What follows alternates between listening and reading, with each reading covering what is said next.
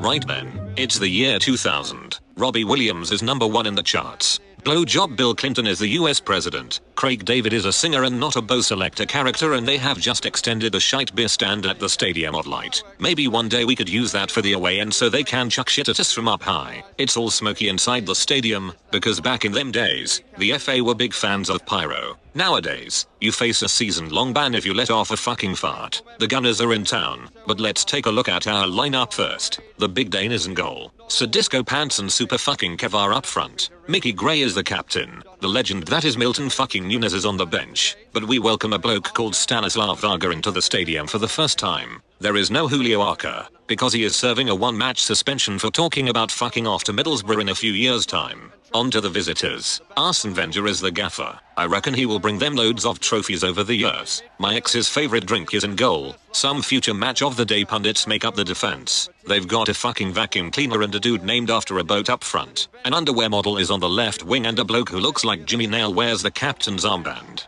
Some geezer called Bergkamp is on the bench. I hope he fucking stays there. Check out the bloke on the left putting the gloves on. He must be worried about the risk of catching the coronavirus already. I hope this fucker doesn't come on, because he scored an absolute worldie at Roker Park. On to the action, and the Gooners have an attack. Look who it is. None other than the big Slovak. Not only is he sexy as fuck, but he can defend too. We are all fucking miserable because of this COVID-19. So let's have some fucking background music.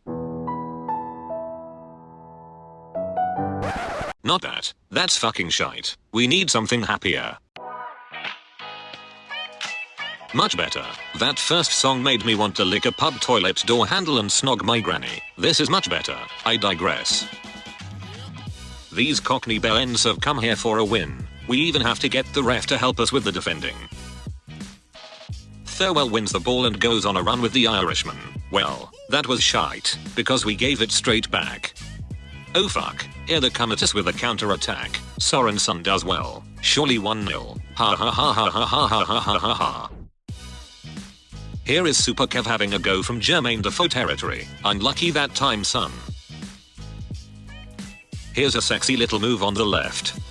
He finds Big Niall. Get the fucking Quinny lad. You were able to do your thing even with semen all over you. I know some women like that too. The England keeper will feel fucking stupid. As if he didn't feel stupid enough with that fucking ponytail. At the back we are spread wide open like the legs of Alex Salmon's secretary. A neat pass finds the big Nigerian who just has to pass it into the goal. Fucking hell. Stevie Wonder would have found the target there.